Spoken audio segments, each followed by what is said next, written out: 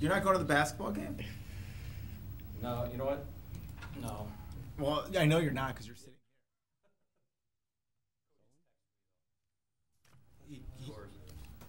Oh, he's texting you score. Are you staying for the meeting? Pardon? Are you staying for the meeting? No. Well, then, you're going to be at home, so you're no good to me if you're at home getting scores. I mean, I'm never any good to you, am I? Very rarely. All right, let's go. You ready? Yeah. Okay, I'm going to go ahead then and call the Finance Committee meeting to order. Roll call, please. Councilwoman Meany? Yes. Councilman Here. Palunas? Councilman Zelwin? Here. Okay, we're going to need approval of the minutes for the budget hearing of November 20th, 2017. I'll go ahead then and make a motion to approve the minutes of the budget hearing of November 20th, 2017. I second. Okay, motion and second. Roll call, please. Councilwoman Meany? Yes. Councilman Zelwin? Yes. Okay, and then we're going to need approval of the minutes of the regular meeting of January 16th, 2018. I move to approve the meetings from January 16, 2018. And I'll go ahead and second. Roll call, please. Councilwoman Meany? Yes. Councilman Zelwin? Yes. Okay, and now we'll go on to the items requiring legislation. Item number 1, authorizing the Second Amendment to an agreement with Active Networks, LLC, formerly Maximum Solutions, LLC, for a community life program registration system. Mr. Hollop. Yes, this is just an upgrade that we performed on our system. It's our registration program that we use.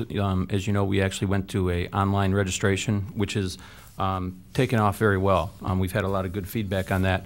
What we're asking for is, instead of having 20 portals between our two departments, this just increases it to 50 so that we would never have any problem with any kind of delay or shutdown. What happens is, once we reach 20, nobody else can log on.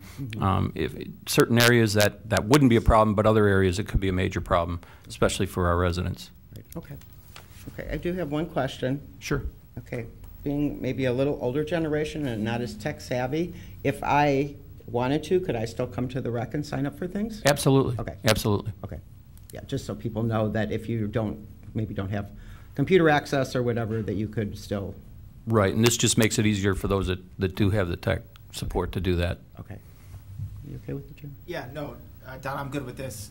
I think it's important that as a city we give you guys the resources you need to do the job and the residents the services they provide. So. Thank you. Okay. All right, I move for, can I do that? You can do it. I move for council to prepare legislation to amend the contract with Active Networks LLC by including the purchase of 30 additional licenses at a cost of $3,600 annually. And then I also request that this be done under emergency and approved under the first reading. Okay, and I will go ahead and second that. Motion and second. Roll call, please. Councilwoman Meany? Yes. Councilman Zelwin? Yes. Okay, item number 2, the acceptance of recommended bids for various athletic wear for use by recreation. And Don, I know this is something, having been on the Finance Committee for 7-8 years, this is something we do every year. So I will let you proceed. Correct. And just so the committee is aware, we've actually accepted the low bid, or a solo company that actually gets a 5% discount, if you will, is probably the best word to use. That's written into our specs. So it's either the low bid, or because the solo company got that 5% off, we accepted their low bid on every item. Okay. Do you have any questions, Jeremy? No. Okay. I just wanted, so it looks like we had, what, a decent amount of people bidding these, right? I think we had 6 bidders. We used to bid both the equipment and the and T-shirts and wear. We do not bid the equipment like we used to, because we just don't spend as much on equipment as we used to. So right. That's why we used to have like 12 to 13, but a lot of them bid on 2 or 3 items. Sure. So. Okay. Okay, very good. Okay, I'll go ahead then and make a motion to have legislation prepared authorizing the acceptance of the bids from various vendors for athletic wear, as outlined in the memo from Don Hollub to the Finance Committee dated February 12th, 2018, and to have this done under emergency to enable the Recreation Department to begin ordering apparel for the seasonal community life programs without delay. I second. Okay, with motion and a second, roll call, please. Councilwoman Meany? Yes. Councilman Zelwin? Yes. Okay, item number 3, authorizing a cooperative purchasing contract through U.S. Communities for the purchase of golf carts from Southeast Golf Car Company by Grantwood Golf Course. Don. Just for clarification, we actually, the last time we had purchased golf carts was the first time we purchased golf carts. They used to lease carts. We actually purchased the carts in 2010, the old white carts. The expectation was that they would last 3 to 5 years. That was kind of the payback period too versus leasing. Most of them were in pretty decent shape. This is our 3rd year that we will actually be trading in. And we actually, I believe we got a total of about $1,750 for the carts, or $1,550 for the old carts, which we're buying brand new for about $5,000. It actually works out that we're paying about $300 a year for a cart, which is unbelievable.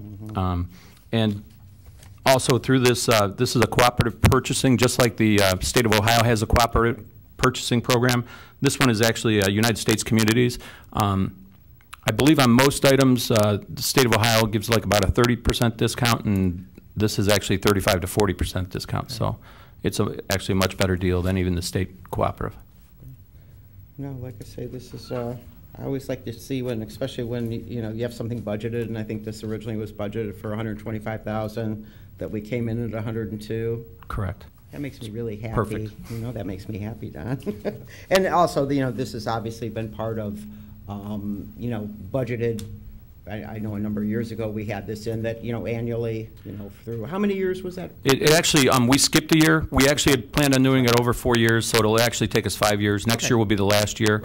And actually ours, next year I think I had a budget at 125. It'll actually come in much less than that because we won't replace as many carts next year. Gotcha. So. Okay, very good. You have any questions for me?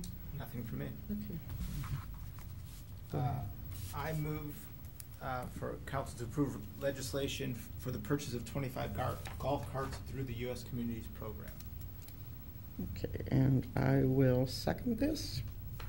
Motion and second, roll call, please. Councilwoman Meany? Yes. Councilman Zelwin? Yes. Okay, item number 4, authorizing a cooperative purchasing contract through the National Joint Purchasing Alliance for the purchase of heavy truck parts from Navistar by the Service Department. Mr. Dursick.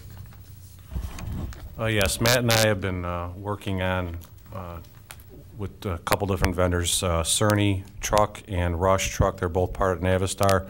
Most of our fleet is international, which is those 2 vendors, and this will help us stay within, you know, be able to purchase parts on cooperative bid versus having to bid in things individually and go out for individual prices. And so, Bill, basically, I mean, these are the 2, really the only 2 dealers kind of within the area that can yes. handle the international brand trucks. Yes, Rush is in Parma and Cerny is in Painesville. Okay. The next closest one would be Warren or Columbus. Okay. And then I guess this Navistar helps. We can purchase from any international dealer with this. Oh, you can, okay. Yeah, but basically we go to Rush and Cerny because they're the 2 closest. Okay. And then this contract is basically effective through November 15th, 2020, and you're comfortable with, so it's like, what, about 2.5 years? Yes. Okay. Do you have any questions? No. Councilwoman, you did get one of the handouts Okay. part of the meeting is, Yeah, I I was gonna forgot to say. include with the packet, Okay.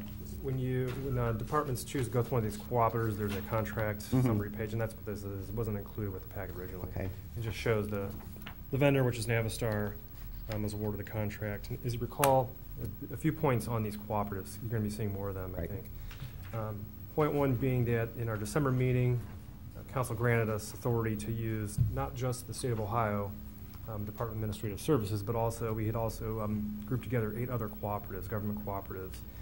So Don and Bill and other directors are looking not just at the state, because that's not always the best price necessarily. They have 8 other options potentially for, whether it's for capital project procurements, equipment, and then ongoing items, such as the Navistar contract. The second point I wanted to just reiterate is in years past, with the 2 vendors in particular, Rush and Cerny, we get heavy use out of those 2 vendors because of the vehicle fleet, international vehicle fleet here at the city, and the difficulty finding 3 or more vendors to get quotes from. So the idea was to, number one, dispense with the protocol we had been using, which wasn't really compliant with city policy, was to say, hey, council, we'd like to spend more than $25,000. Right. We're not asking to waive bidding. We're not asking for anything else. We're going to spend $40,000 as an example. So this gets us away from that practice, gets us compliant with our policy by tapping these cooperatives. So these were 2 vendors that we've been able to remove off that list. And we have a few more left that we're going to be working with the service department on to find either an option through a cooperative or some other means that's compliant with the city's current procurement policy. So there's a few more items to take care of coming in either March or April to look Okay. forward to. No, like I say, I'm really comfortable with this, process, and I think it's good, like you said, to go out. That's sometimes the state isn't always the best. Mr. Howard? It also helps us, we have a lot of sole source vendors, especially with some of the equipment that we buy. In other words, like this Southeast Harley-Davidson is Right. actually the sole source vendor for these carts. The different cooperatives actually help us get a better price from there. If we had just gone through state of Ohio, we would have paid, a couple $20,000 more. Right. So it helps in that way too. Right. No, like I say, I'm comfortable and think this is really a great idea to kind of utilize, anything we can. I mean, if we can get it cheaper, that's. Did you say Southeast Harley-Davidson? Yeah, I was just going to say. So we've- so It's you really actually, get it's to golf it's kind of the course. same dealership, You're believe it really or getting not. those They're Harleys right out there, huh, the golf Yeah. course. Are you okay, Jeremy? Yeah, I'm Any good. further questions? Okay. Okay, I'll go ahead then and make a motion to have legislation prepared approving the utilization of a cooperative purchasing contract through the National Joint Purchasing Alliance for heavy truck parts from Navistar and Cerny. And this contract is in effect through November 15, 2020. And this is to be done under emergency so the Fleet Division can perform necessary maintenance on the city's heavy truck fleet without delay. Second. Okay, motion and second. Roll call, please. Councilwoman Meany? Yes. Councilman Zelvin? Yes. Okay, item number 5, amending ordinance 2013-116 to provide fire department employees the option to purchase previous service credit from OP and FPF on a tax-deferred basis. And I guess, Matt, you're going to explain this to us? I do. I have one memo that covers both Right. items 5 and 6. They're Okay. essentially doing the same thing. Okay. So it's a bit of a convoluted reason that we're asking for this approval from council. It's a technicality, actually. So I'm going to back up a few steps to give everyone a little bit of an overview of how this works. So right now, our police and fire employees, they are members of the Ohio Police and Fire Pension Fund, unlike regular or non-public safety employees are part of PRS. So back about 5 years ago, the police and fire pension system had to change the contribution rates to strengthen the fund's viability. And so part of that involved changing the contribution rates of both the employers, the city, and the members, the employees. So cities were required to adopt those new contribution rates and submit ordinances or resolutions to the pension fund, which the city did that in 2013. So we do a resolution for fire and one for police employees. And those ordinances basically said the city is going to comply with the new contribution rates. We will what's called pick up the employee contribution, which means basically deduct it from their payroll and direct it to the pension fund to pay their contribution. That's what it means. So the employee is paying their share out of their paycheck. It just so happens the city is directing that payment to the pension fund. So that was done. The other thing, aside from the mandatory contributions, employees can also purchase prior service credits. If they work for another locality outside of the state of Ohio or military experience or other branch of government, they can purchase that service credit, similar to what you can do with PRS. So we've had police and fire employees do that since 2013.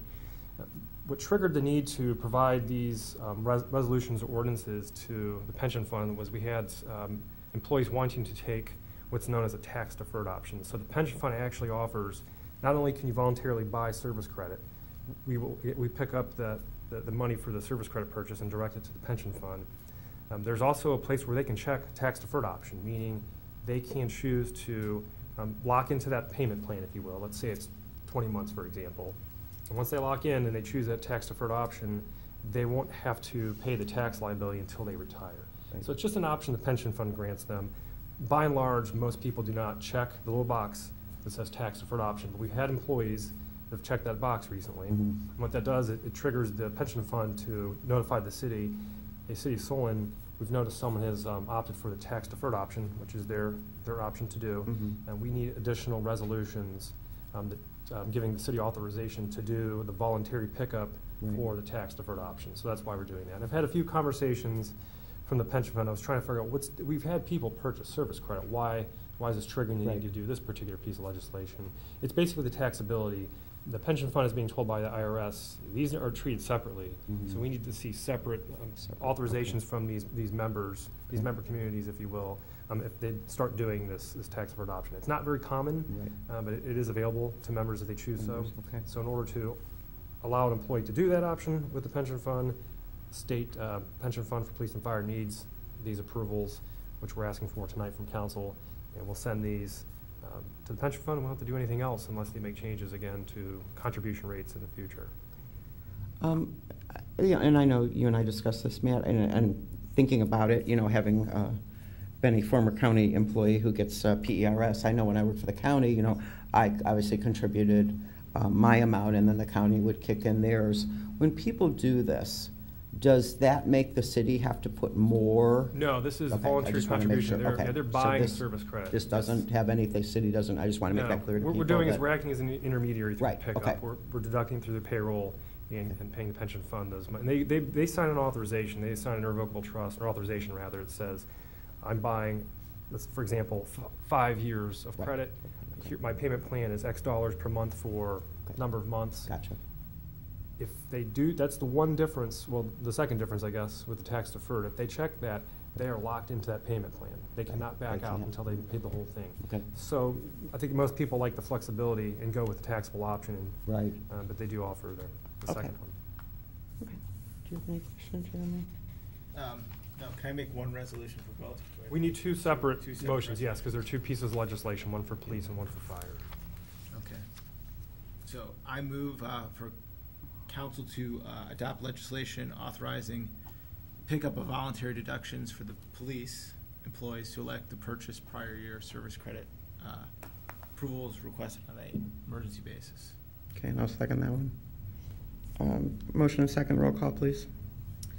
Councilwoman Meany? Yes. Councilman Zellin? Yes. And then I move for council to create legislation authorizing the pickup of voluntary deductions for the fire employees to elect purchase prior year service credits and on an emergency basis. And I'll go ahead and second that. Motion and second, roll call, please. Councilwoman Meany? Yes. Councilman Zellin? Yes. Okay, item number 7, budget amendments to the general fund and various other fund budgets. Matt? Well, the budget is a plan, and we've gotten through most of February. I do have some corrections and changes to request through council. So I will walk through these. You know, if you have questions, please ask. Okay. The first one, I'll go through. I'll use figure 1 on the memo that was provided. We're looking to correct a budgeting error. This is on us, actually. For senior services, we need to add $30,000 back into their line item for food supplies. When we set the base budget up, it was based on parameters, and we discussed in our budget hearings what those entailed.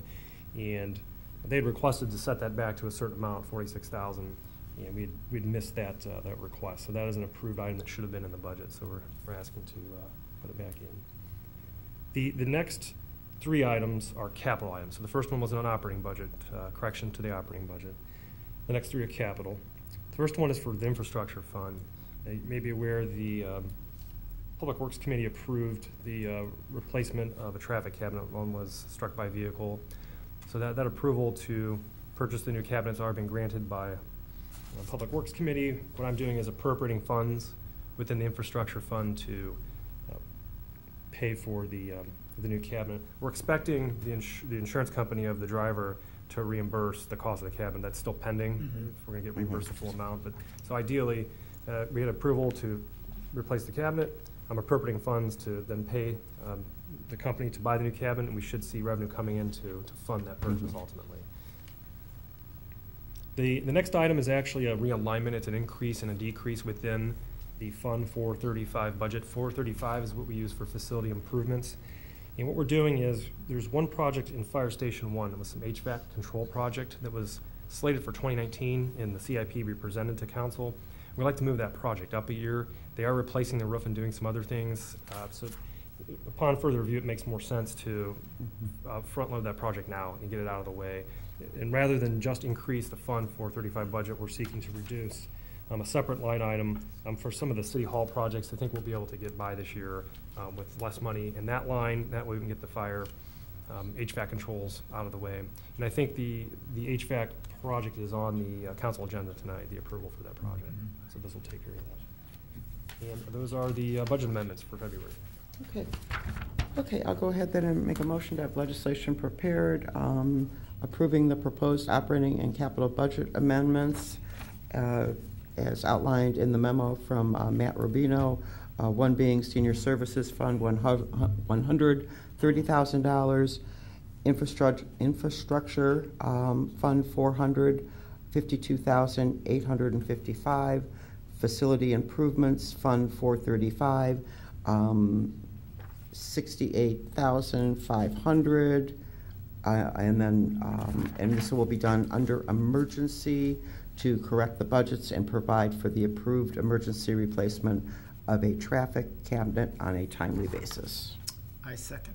Okay, motion and second. Roll call, please. Councilwoman Meany? Yes. Councilman Zelwin? Yes. Okay, item number 8, authorizing the payments of amounts due for which the finance director has issued then and now certificates. Matt.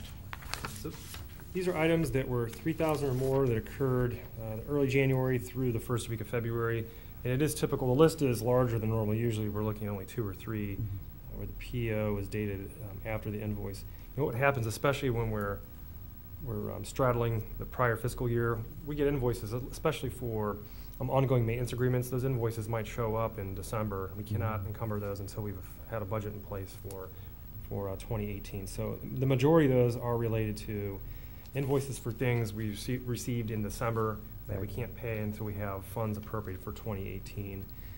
Some of them, like Cargill, we had some emergency salt purchases where we need the salt to be purchased and amend the PO, revise the PO after the fact. So those are completely acceptable. Remember, the main point is, number one, all the payments were made through a purchase order. There is a purchase order in existence. The need to have these presented to council as they exceed the dollar amount, and the invoice was received by the city, which in a sense obligates us to pay that. Either the PO wasn't the full amount, or we had to get it set up for the coming budget year. Okay, any questions? No. Okay. I move for council to adopt legislation approving then and now certificates presented in Exhibit A and be authorized under emergency. And I'll go ahead and second. Motion and second. Roll call, please. Councilwoman Meany? Yes. Councilman Zelwin? Yes. Okay, now we'll go on to reports to the committee, the 2017 General Fund Operating Results Summary. Matt? I'll be brief. I don't want to take up all our time. What I wanted to at least provide members of the committee was an overview of 2017 budget results. Focus on the general fund mainly, because it does comprise almost 3/4 of the city's operating budget. So that's what you've been presented here. It's a little bit different than the monthly financial reports you get. I wanted to provide some basic bullet points for revenue and expenditure performance, and take a look how we compare to the approved budget for 17 versus actual. So it's the main objective of this report. That's why I think page 1, that snapshot, really tells the main story. The expenditures increased by less than $1 million, but we built in assumptions that we assumed we'd be spending more from 16 to 17. So we did not see expenditures grow more than expected with the budget. So that's what that is really telling you. And of course, revenue did perform better than expected. You can see when it comes to operating revenue, the budget variance, so 1.5% above the annual estimate for revenue when council approved the 2017 budget. Change from 2016, so year over year change was 2%. And a lot of that was driven by income tax in the general fund, the portion that's allocated to the general fund. Still on figure 1, the right column of that snapshot table, you notice the number at the top there, total operating expenditures is $36.7 million. That's only the operating That if we do the total, which includes that transfers, we're over that $41 million mark. But the idea is to show you ongoing revenue versus ongoing expenditures.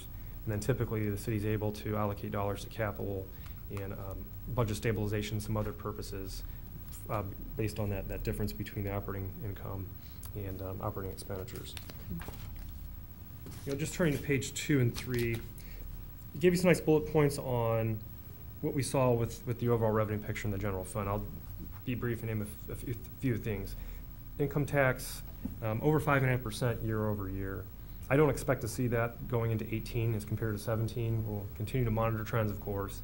That was more than expected, but I find it's, when we develop these budgets, 17 budget or 18 budget, I think it's better to come up with a more conservative approach to what our expectations are for income tax and stick with that, and then update when we go into current year the projection or forecast for income tax. So yeah, we did exceed the 2016 actual more than we thought, but I'd rather have that as a result than overstating what our expectations are. More or less, our main revenue sources were very close to budget, not a lot of wide variances.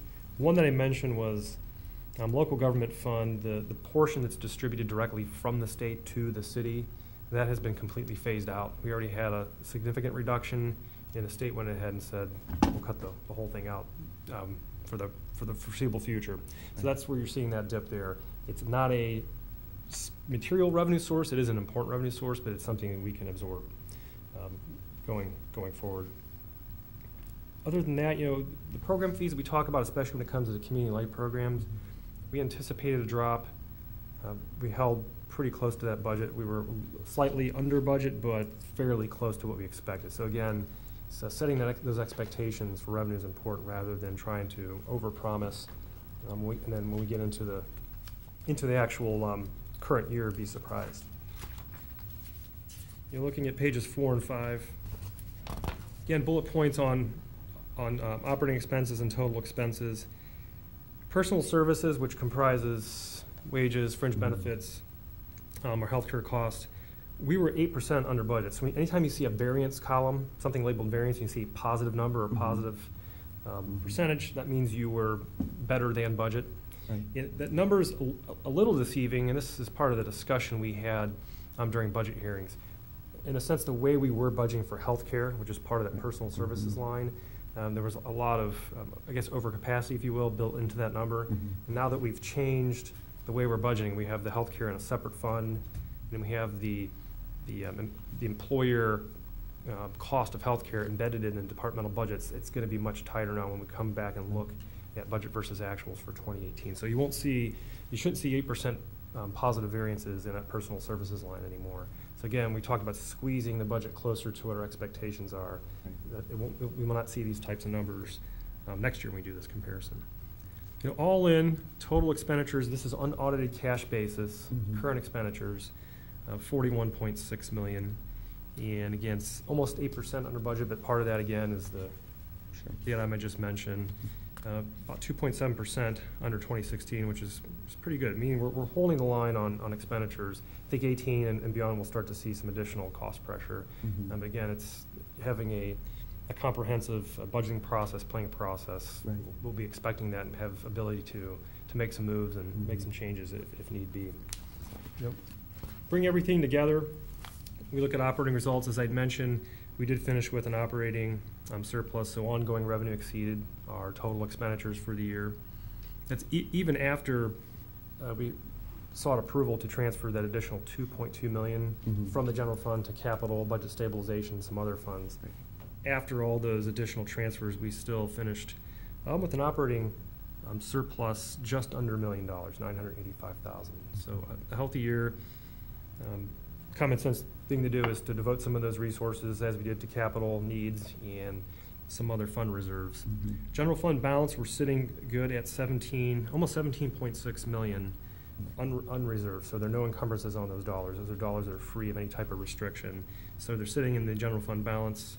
We're at 42% of total expenditures, which exceeds the city policy of 20%. And then if I factor in the last table just factors in or combines the budget stabilization fund. The city ended the year, again on a cash basis, with $24.5 million in reserves, both in the general fund and the stabilization fund, which is, it's a sub-fund of the general fund. So we have, dollars to work with. I keep talking about the eventual economic downturn may or may not manifest, may or may not be as bad as the last one. That's one reason to have those reserves in place. Sure. Unanticipated capital needs and all the other things that we may have to contend with, we're in a good position financially in the general fund to handle those challenges as they come by. Any questions? No, Matt, just want to thank you for putting this information together. I think the work that you're doing with the different cooperatives that the city's entering into, I think it helps the city manage those expenditures. So appreciate the work that you and your team are doing, identifying those, and look forward to what you have to bring forward this year. Thank you. Yeah, and I would echo what Jeremy said, Matt. I mean, these, you're my third finance director. So, and like I say, these are so helpful, just to kind of see everything in black and white. So I appreciate, again, all the great effort you do. Yeah, feel free to follow up any questions you may have if you've had time to digest. Let me know. And I just have to give a shout out to my gal here, Kim, for, you had a lot of minutes to do, especially with the budget hearing. So thank you for all your hard work with that. Okay, and now we will go on to, I believe we have a presentation tonight. We have a demonstration of the City of Solon's Open Checkbook online expenditure reporting site. And I believe... I can... Oh, do you want to... Yes, we have Jeff Heinrich is here from the state's office. Oh. I have a laptop set up if you want to jump in and introduce yourself. And perfect. You briefly, as you may already know, the Treasurer of State's office under Josh Mandel had initiated this online reporting portal called Ohio Checkbook. And it's basically free to local governments to place their financial data on essentially a website for the city. And Solon has been working with the Treasurer's Office the past couple months to upload data and test out the site and make some changes. So we're going to give a presentation as far as what the site looks like, and we'll be, I guess, cutting over to live here in the next few days once we sign off on the final build of the site. Sure. Well, thanks for having me. Sure. Thank you I'm for Jeff coming. with the Ohio Treasurer's Office. I knew Matt from the Shaker Heights days. Yes. You still look like a runner. I still run a lot, and people still go, really? You? So, but thank you for having me. Yeah, I'm just here to highlight your specific City of Solon, OhioCheckbook.com page, which can be updated as often as you'd like, but I'll get you through that in a little bit. So basically, how this works is, I don't know if, oh, there we go. The first thing you notice is, of course, the logo on the left-hand side, the general breakdown of the departments, which translates down here. If you want to get the specific details of them, simply click that tab. The thing that I really wanted to make clear with this particular website, this one's different than anyone really I presented, and it's very sharp. It's different in a good way. On this left-hand side, if you notice, normally there's just filters, but now we have views. So you can look at it through where the dollars go, expenditures by department, expenditures by budgetary fund, finance department, transactions by budget account, and the City of Solon employee health care expenditures. So that was something that was pretty unique with Solon's, and I think it makes it very easy to read, and it's a quick kind of jump for the citizens when they go on the website to go, oh, where the dollars go? Well, that's why I'm on this website, basically. So, like I said, to jump into, and this is your home button right here, this reset button, so anytime you click that, it takes you right back to the home page. Now, Solon's site is displaying 2015, 16, and 17, but let's say you're looking at 2017 and you're like, okay, that's great, but what does that mean by month or whatnot? Well, you go down here, click the year, breaks it down by month. So same type of departments on the side, just broken down by month. And again, click details, that'll change. Now, if you notice up here at the top, it says 7,919 rows. Rows are checks. So 7,919 transactions, basically. And anytime you click something, for example, 2017, the checks at the top, of course, the amount changes. So let's go into something that's pretty easy to display how this would be. Let's say you're looking for like, I always like to do office supplies. It's the easiest thing to highlight. It's a Google-style search bar. So the second you start typing something in, results come up. This breaks it down by name, description, and as far as Solon's goes, those are the two. But let's do building, department, office supplies. There we go. From 2015 to 2017, the building department had 109 checks written. These are your checks down here. So let's do 1650. View check details. And this is kind of the nucleus of ohiocheckbook.com. This is what the citizens are really looking to see. Image of this check, City of Solon Building Department, May 25th, 2016, check number, who to, for how much, what for. If you're reading this and you think, okay, I have a specific question about that check, just want to learn a little more about it, you click the questions about this payment, type in your question, and a lot of people, the next question is, well, where does that go? It's who's ever emails assigned to that specific thing. In this case, I think it would be Matt or okay, perfect. And the good thing too is another fear that people had was, okay, that's great, but I could see, a citizen saying, I have a question about a specific check. It's like, great, we have over 7,000 checks. Can you be a little more specific?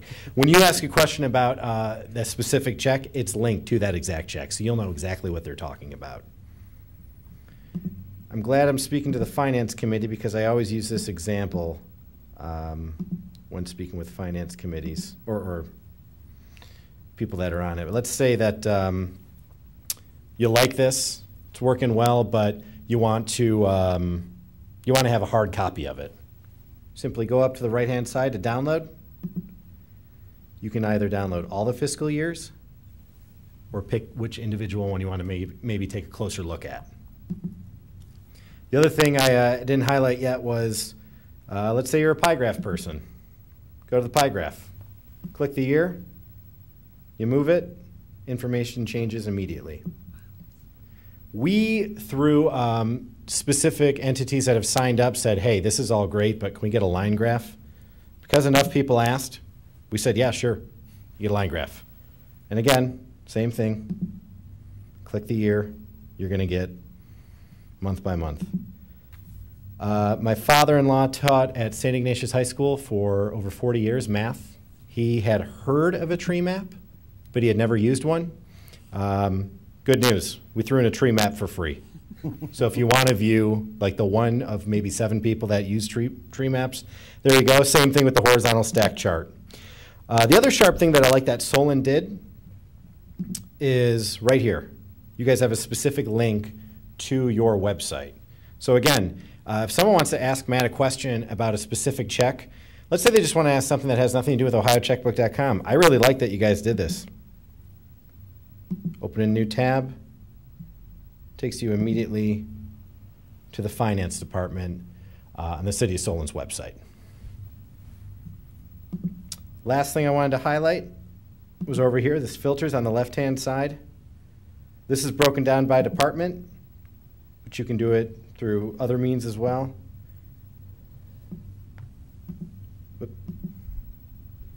It's also, if you wanted to add filters by amount, description, funds, aggregates, you can do by department, a lot of people might do. I'm getting used to this keyboard on the pad. You can sort it, that sort of thing. There's a lot of different ways to view this information. But the good news is that the City of Solon, really by doing this, is partnering with the Treasurer's Office to be more transparent to their citizens.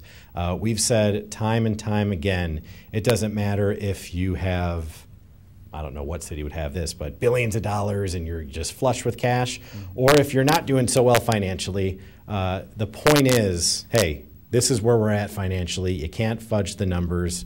And if you have any questions, feel free to get a hold of us. But this is a great transparency tool, and we're very happy to partner with the City of Solon. So if you have any questions for me, I'd be more than happy to answer them. Otherwise, I really do appreciate you giving me your time and presenting this. Any questions, Jeremy? No, I appreciate the demonstration. I think it's going to be a great tool for the citizens as they want to dig into the financial numbers a little bit more. I guess just a clarification, Matt. I know we were talking about this a couple months ago, but this is just expenditures. It's not Correct. revenue as well. Yeah, correct? the platform is expenditures only. It focuses on, it's called checkbook, and that's really what it focuses on, the individual expenditure transactions. If the city, to me, this is maybe a first step in continuing to change some of the dynamics how we present our data online. Eventually, what I would like to see in the future is the city also implements our own online reporting, whether it's the product, OpenGov is the current product that the state's using, whether we implement something like that or another product that would give not just expenditure revenue, but fund balance and maybe performance measurement type data as well. But this is a good first step to start wading in the waters of really 21st century online reporting is supposed to look like. So it's a good step, and it's an easy first step, I think. And you bring up a good point, Matt. Speaking of first steps and whatnot, I mean, this is so new. We're now presenting to other states. We just had a colleague of mine down in Louisiana reporting to them saying, hey, here's what we did. We think you should do it too for what it's worth. The three things that we were brought, that were told us by local entities was it has to be free, has to be easy, and it can't be mandated. Well, we don't believe in unfunded mandates. As far as the free part, that just makes sense. You know, you're going on the website, but then you're seeing what's this ohiocheckbook.com. I mean, that's kind of strange. And easy. I mean, depending on what different finance software you're on. For example, I work a lot with townships and villages. They're typically on UAN. That takes all of 5 minutes. Few clicks. What software are you guys on? We're using CMI. CMI is another yeah.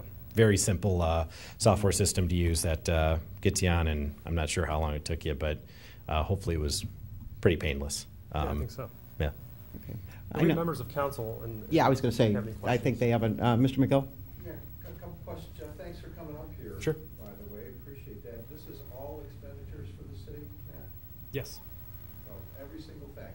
Yeah, anything that we would have, aside from an electronic payment, Yeah. a lot of that's mainly, well, even some of those are going to show up as well. It's all the transaction data. So even if there's not a check, that check you're seeing that comes out of that dialogue, that's a report generated or check. That's not an actual city check. It's a representation of a payment. So it's really any payment, whether it's an actual accounts payable check or a transfer of funds from our bank account to pay something else, will show up as an individual transaction. Well, I expect electronic transfers to increase. Will those ultimately all be included as well? Yeah, based on, we're using data from our current financial system, CMI. And the report we're providing is basically all expenses by detail. So whether that detail is an actual check payment or some other form of payment straight from a bank account, for example, it'll be in that data set and it'll be represented. Even though, yes, a little check may show up when you drill into the detail, doesn't mean there's an actual hard check created by the city to pay it, but it was definitely a payment made with city funds for some purpose. We had How some. long does it take you to close? We usually close 10 business days. And so how many days after that will this be updated? Right now, the plan is to update this once every quarter and see how that works, and then maybe we'll shrink that frequency, but I like this, and that's, from what I understand, that's probably more ambitious than other cities. From what I've seen, a lot of people are doing a year at a time. Yeah. So and that's why I put the disclaimer at the top of the homepage. These are unaudited cash basis expenditures, so people know going into it, that's what it is, it's unaudited. I think that gives us a little bit of leeway to compress that frequency in which we're updating. So we're gonna start quarterly and see how that works.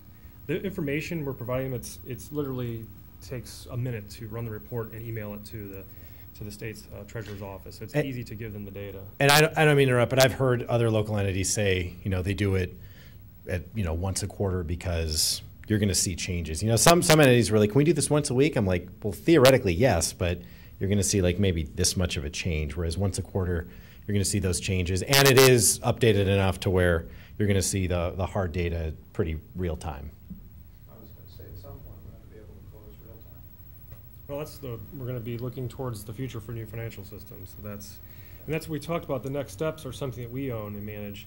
the time in which we can update that platform is going to be much faster than a quarter or a month.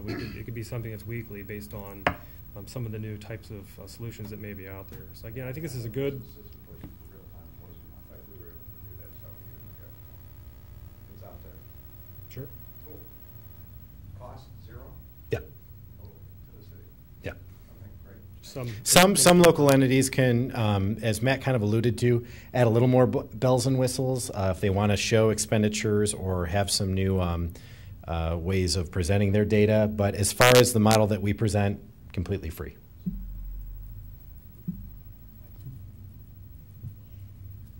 Thanks, Nancy. Okay. I'll have my business card too to Okay. pass out. So. But I just want to echo what Jeremy said. Thank you so much to the Treasurer's Office, and I think this is a great thing. I think, everybody in governments, we kind of like to be transparent. We want our, citizens to be able to look and see, okay, like, someone has this money, let's see where it goes to. So I think this will be, and I hope, the citizens of Solon, utilize this and take a look at what we're doing here and where the money goes. And so I really appreciate you developing this program. And Matt, thank you for You're welcome. implementing it. And I look forward to, like I say, hopefully that our citizens will take advantage of it. So, but thank Absolutely. you so much for coming up. A few more points. So we'll be going live very shortly. I wanted to have the demonstration as, in a sense, a pre-kickoff. Right. We'll go live. I have probably a few more things I want to double check with the person I'm working with. I'm working with Taylor Wright at the Yeah. office up there. Yeah. Just make sure that looks good. What I like to see once our site is actually live, that left side of the homepage, we'll have some additional views there. So that's the first set. I'd like to add some more of those.